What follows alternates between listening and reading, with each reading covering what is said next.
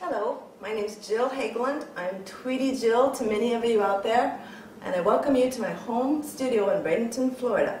It's a nice sunny summer day. I'm so looking forward to teaching you how to dye coffee tags, burlap, and trims. That's something I love to do. I do it about once a month. I'm going to show you exactly how I do it here in my home studio today. Here's the exact things that you need to start first. Here's a stock pot full of warm water. I like a nice tall pot so I can get a lot done at one time. It's not boiling hot because we don't want to be hurt, steam our fingers or hurt ourselves, so it doesn't need to be boiling. I took it from the stove when it was very, very warm, and I set it in my sink. Here's the items that I like to coffee dye.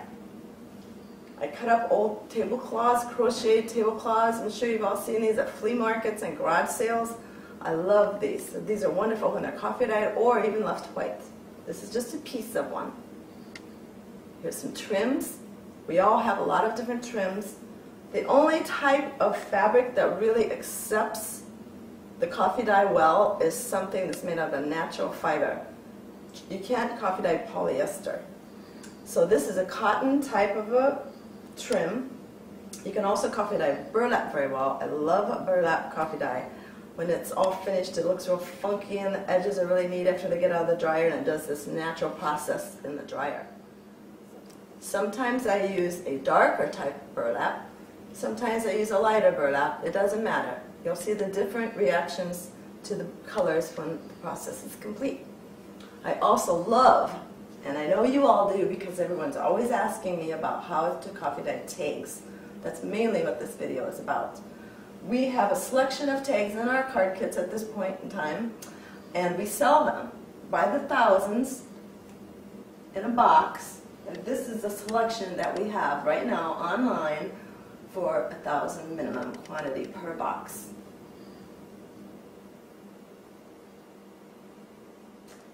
Now I'm going to show you how I do it. Here are the utensils I use. I like a long spoon for dissolving the coffee once I put it in the hot water. Keeps your fingers from being steamed. Same reason for the long tongs to lift the coffee tags out or fabric out when you're ready to strain it. I love using a colander. I have several colanders. I put the different size tags in. I coffee dye my tags one size at a time because I like to be able to store them in individual jars that are just that size of tag. You'll see at the end it makes it really nice if you can just do one size at a time and dry them. You have them all in one area, you stick them in a jar, there they are for your use later. So I have several colanders here that I drain things in once I take them out of the water. They're ready for me. I have this one very nice colander that I actually put in the sink, and I love it. It goes right into the sink. It fits right into most size of sinks. I got this at Bed Bath & Beyond. It's a fabulous colander. We also need to have coffee. I buy any type of generic coffee. You do not have to buy a certain type. I used to love the vanilla roast because it smelled good and your artwork smelled good when it was done. But actually all coffee works, and now I'm to the point where I just buy the most inexpensive coffee I can find and the biggest jar. Here's a measuring cup, optional.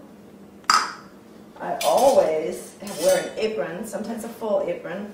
As you can see, this one I've worn so much, I just coffee dyed it one day because I had so much coffee on it. So I'll put my apron on. As you can see, there's towels. Just pick up some towels, old towels that you have in the garage or whatever.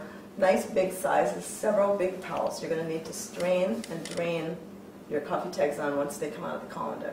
So let's get ready. Now I've cleaned my work area so we can get started on the next section of the video. Exactly how to do the tags. When I do tags, I put them in the water one at a time, you'll notice. If you just dumped the tags into the coffee water, a big glob, that's what you're going to end up with, is tags that are partially dyed on top or on the bottom. You separate them inside, they're not dyed correctly, and you just have a mess, especially after spending your well-earned money on your tags. So when you see what I'm doing, it's for a purpose. First thing I'm going to do is add the coffee. I probably use a lot more coffee than you've heard other people use. Part of it is because I don't want to wait. If you have deep, strong coffee, you die really quickly. Here's my cup. In the stock pot about this size, I would add a very good amount of coffee. Got a cup here. My stock pot is about 3/4 full of water, warm, very warm water. Too warm to put your hand in, but not boiling. The next step is just dissolve your coffee in the water.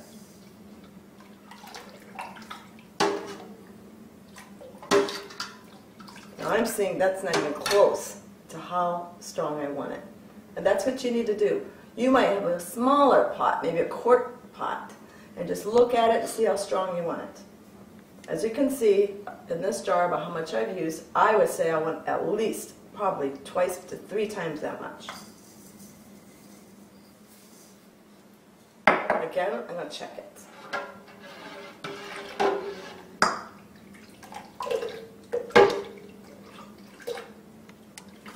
It's pretty good, but I'm still going to add a little bit more. Another 1/2 cup. I know some of you out there might go, she didn't need to put all that in.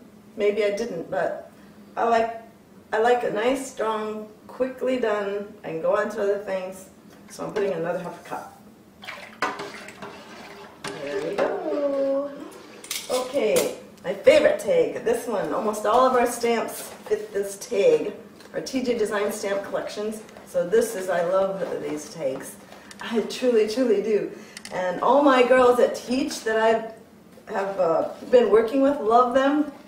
When I show up with these, I might as well be showing up with little diamond rings because they want coffee dyed tags, and that's the best present I can give them. Okay, here we go. We're getting started now.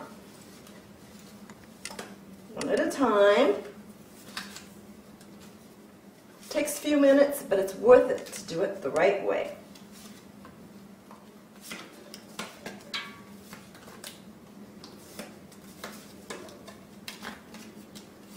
Once you get several in there and you see they're starting to overlap each other,